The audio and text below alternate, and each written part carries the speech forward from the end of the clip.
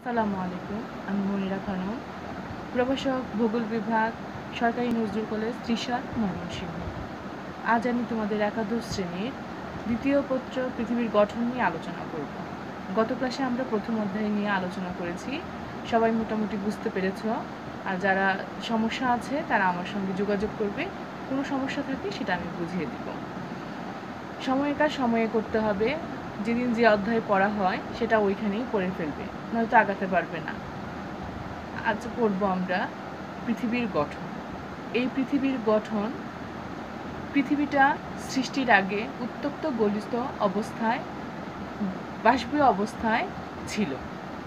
আস্তে আস্তে এটা শীতল ও কঠিন ঘনীভূত হয়ে কঠিন স্তরের সৃষ্টি হয়ে এই পৃথিবীর সৃষ্টি হয়। সেটা তোমরা তোমাদের পূর্ববর্তী ক্লাসের নবম দশম শ্রেণীর যে বই ছিল, তোমাদের পাঠ্য বই, সেটাতে পড়ে এসেছ। তারপরে এখানে একাদশ শ্রেণীতে যে তোমাদের বইটা আছে সেখানে তোমরা পড়লে আরও বুঝতে পারবে, আরও বিস্তরভাবে জানতে পারবে যে পৃথিবীর গঠনে অনেক তথ্য রয়েছে। তো প্রথমে এই অধ্যায়ের ভূ অভ্যন্তর। ভূ অভ্যন্তরটা কি? ভূপৃষ্ঠে যেটা আমরা খালি চোখে দেখতে পাচ্ছি, মৃত্তিকা, এর নিচের দিকে অভ্যন্তর ভাগে, যেটা আমাদের কারো পক্ষেই সেখানে প্রবেশ করা সম্ভব নয়, কারণ ওইখানে যতই গভীরের দিকে যাওয়া যায় মৃত্তিকার ভূ অভ্যন্তরে, ততই উত্তাপ বৃদ্ধি পেতে থাকে, যে একটা মানুষের শরীর গলে যেতে পারে। এই জন্য কোনো মানুষের পক্ষে সরাসরি ওইখানে প্রবেশ করা সম্ভব নয়। বিভিন্ন বিজ্ঞানীরা বিভিন্ন গবেষণা করে কিছু কিছু তথ্য আবিষ্কার করেছেন। এই তথ্য থেকে আমরা জানতে পারি, ভূবিজ্ঞানীরা বিভিন্ন আলোড়নের মাধ্যমে জানতে পেরেছে যে ভূ অভ্যন্তরকে তিনটি ভাগে ভাগ করা যায়। যেটা সবচেয়ে উপরের স্তর, যেটা আমরা খালি চোখে ভূপৃষ্ঠে দেখতে পারি, সেটি হচ্ছে ভূ অভ্যন্তর ভাগ।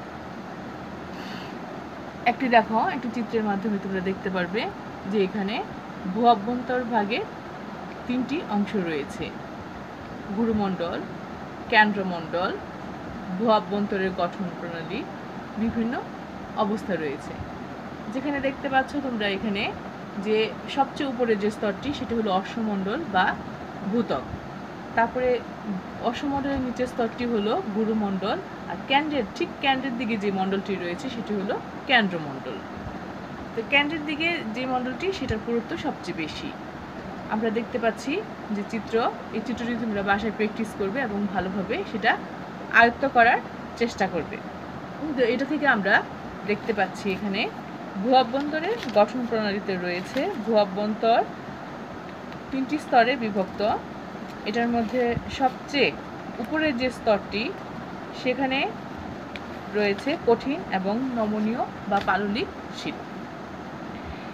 এখানে একটি রেখা, মোহ বিযুক্তি রেখা দ্বারা এই ভূত্বক এবং কেন্দ্রমণ্ডলটি সংযুক্ত রয়েছে, যে কর্নোরডো বিযুক্তি রেখা একটি রয়েছে। এখানে গুরুমণ্ডলের পুরুত্ব রয়েছে 2885 কিলোমিটার। এই গুরুমণ্ডল আর কেন্দ্রমণ্ডলকে আরেকটি রেখা বিযুক্ত করেছে, সেটি হলো গুটেনবার্গ বিযুক্তি রেখা। সবচেয়ে কেন্দ্রের দিকে যে মণ্ডলটি রয়েছে সেটি হলো কেন্দ্রমণ্ডল। তোমরা দেখতে পাচ্ছ এই কেন্দ্রমণ্ডলের পুরুত্ব সবচেয়ে বেশি। এটার ভিতরের অংশ বাইরের অংশ দুটি রয়েছে।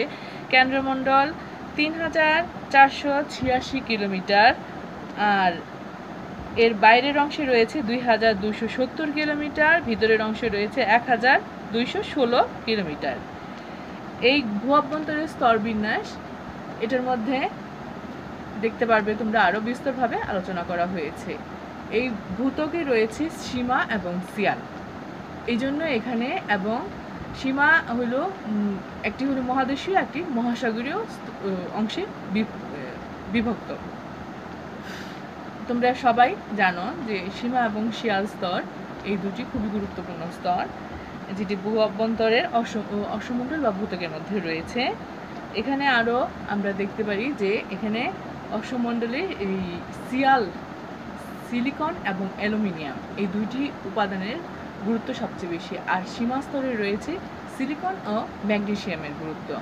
তারপরে এখানে এই কেন্দ্রমণ্ডলের ভিতরের অংশটা রয়েছে, এখানে নিকেল ও লোহা, এই জন্য এখানে বলা হয় এটা নিফে, এই স্তরের সংক্ষিপ্ত নাম নিফে বলা হয়।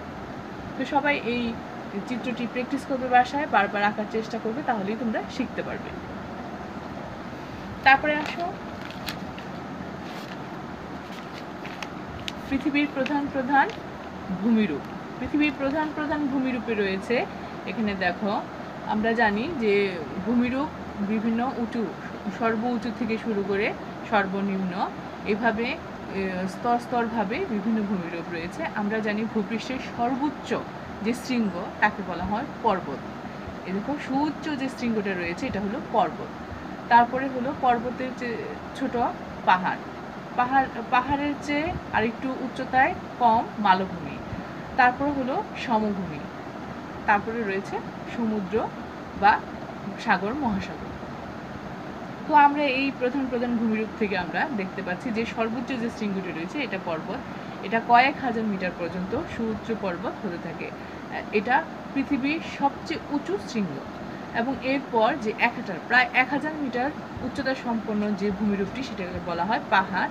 এবং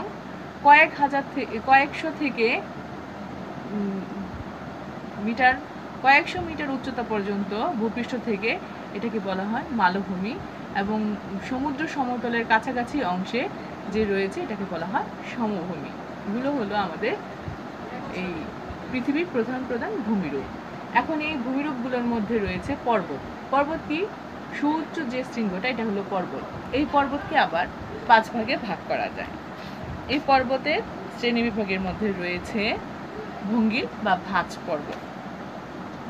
আমরা জানি পৃথিবী পৃষ্ঠের যে সুউচ্চ পর্বতগুলো রয়েছে এটার মধ্যে ভঙ্গিল বা ভাঁজ পর্বত সবচেয়ে উঁচু পর্বত, এবং এটি স্তরে স্তরে কঠিন এবং পাললিক শিলার সমন্বয়ে গঠিত বলে, যে জায়গায় পাললিক শিলায় গঠিত এই জায়গায় নিচের দিকে নেমে গিয়েছে এবং কঠিন শিলাগুলো উপরে উত্থিত অবস্থায় রয়েছে, এই জন্য ভাঁজের সৃষ্টি হয়। আমরা একটু দেখি, প্র্যাকটিস করে দেখি যে এই যে একটা সমতল পৃষ্ঠ, এটা যখন একদিকে চাপ দেওয়া হয় তখন কি হয়ে যায়, কিছুটা অংশ উপরের দিকে উঠে আসে, কিছুটা অংশ নিচের দিকে নেমে যায়। এই যে একটা স্তরের যে সৃষ্টি হয়, এই যে দেখো একটা স্তরের সৃষ্টি হলো, এই স্তরটা, এই যে সুউচ্চ যে অংশটা রয়েছে এটাকে বলা হয় ভাঁজ বা ভঙ্গিল পর্বত। তারপরে রয়েছে স্তূপ পর্বত, যেটা স্তূপের মতো গম্বুজ আকৃতির হয়ে থাকে, সেটাকে বলে স্তূপ পর্বত। ল্যাকুলিক পর্বত, এটাও অনেকটা গম্বুজ আকৃতির হয়ে থাকে। তবে সবচেয়ে উঁচু শৃঙ্গ যে পর্বতটা হিমালয় পর্বত, এখানে রয়েছে আল্পস। তারপরে রয়েছে আরও অন্যান্য যে পৃথিবীর সুউচ্চ পর্বত, এটা ভঙ্গিল পর্বতের অংশে রয়েছে। তারপরে আগ্নেয়, 3 নম্বরে পর্বতের শ্রেণী বিভাগে 3 নম্বরে আগ্নেয় বা সঞ্চয়জাত পর্বত। এই যে দেখো যে আগ্নেয়গিরির যে অগ্নুৎপাতটা হয়, এটা থেকে লাভা ভস্ম বিভিন্ন দিকে ছড়িয়ে পড়ে কি হয়, এটা উত্থিত অংশগুলো যে জায়গায় জমাটবদ্ধ হয় সেখানে আগ্নেয় পর্বতের সৃষ্টি হয়। তারপরে রয়েছে ক্ষয়জাত বা অবশিষ্ট পর্বত। এটিও হলো কি, কোনো সুউচ্চ পর্বত আস্তে আস্তে ক্ষয়প্রাপ্ত হয়ে নিচু পর্বতে পরিণত হয়, সেটাকে ক্ষয়জাত পর্বত বলা হয়। ভূপৃষ্ঠে যে আরও রয়েছে ভূমিরূপগুলোর মধ্যে, এটার মধ্যে রয়েছে পর্বতের পরে আমাদের রয়েছে মালভূমি। মালভূমিকে গঠন প্রণালী ও মালভূমির গঠনকারী শিলাসমূহের অঙ্গসংস্থানের বৈশিষ্ট্যের উপর ভিত্তি করে 5 ভাগে ভাগ করা যায়। সমভূমি, উন্নীত মালভূমি। সমভূমি আস্তে আস্তে উঁচু হয়ে যে মালভূমি সৃষ্টি হয় সেটাকে সমভূমি, উন্নীত মালভূমি বলা হয়। লাভা গঠিত মালভূমি, আগ্নেয়গিরি লাভা সঞ্চিত হয়ে যে মালভূমি সৃষ্টি করা হয় সেটাকে বলা হয় লাভা গঠিত মালভূমি। ক্ষয়জাত মালভূমি, ব্যবচ্ছিন্ন মালভূমি, তির্যক মালভূমি।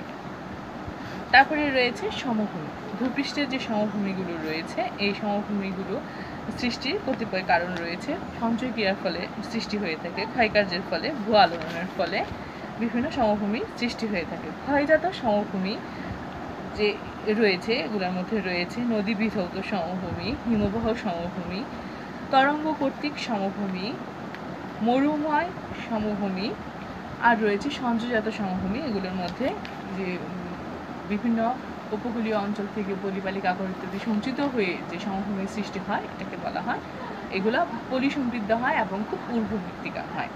এখানে পলল সমভূমির মধ্যে রয়েছে পাদদেশীয় পলল সমভূমি, তারপরে প্লাবন সমভূমি, বদ্বীপ সমভূমি। তো বদ্বীপ সমভূমির মধ্যে রয়েছে আরও অনেক বিভিন্ন ধরনের সমভূমি। তারপরে রয়েছে হিমবাহ সমভূমি, লুয়েস সমভূমি, হ্রদ সমভূমি, লাভা সমভূমি। উপকূলীয় সমভূমির মধ্যে রয়েছে যে সমুদ্র সমতলের কিনারে যে অংশের যে সমভূমিটা রয়েছে, এটা হলো উপকূলীয় সমভূমি। এখানে রয়েছে বিভিন্ন ধরনের উপকূলীয় অংশের সমুদ্রের তীরে মহাদেশগুলোর প্রান্তভাগে যে সমভূমি গঠিত হয় তাকে উপকূলীয় সমভূমি বলে। এটা আমরা দেখতে পারি বাংলাদেশের দক্ষিণ পূর্বাংশের উপকূলে সরু ও দীর্ঘ উপকূলীয় সমভূমি এখানে অবস্থিত। তো তোমাদের আজকে এই পর্যন্তই থাকলো। আগামী ক্লাসে আমরা এই অধ্যায়ের যে বাকি অংশটা রয়েছে সেগুলো নিয়ে আলোচনা করব। সবাই পড়ে নেবে, আর সবার জন্য বাড়ি কাজ থাকবে, তোমরা একটা ভূঅভ্যন্তরের গঠন প্রণালীর যে স্তরটা রয়েছে এই স্তরের চিত্রটা তোমরা বাসায় আঁকবে, এটা তোমাদের বাড়ির কাজ। তারপরে রইলো পর্বত, সমভূমি এবং মালভূমি, এই তিনটা শ্রেণী বিভাগ, এগুলো তোমরা মুখস্থ করে ফেলবে। তো সবাইকে অসংখ্য ধন্যবাদ। সবাই ভালো থাকবে, সুস্থ থাকবে এবং স্বাস্থ্যবিধি মেনে চলাচল করবে। সবাইকে অসংখ্য ধন্যবাদ।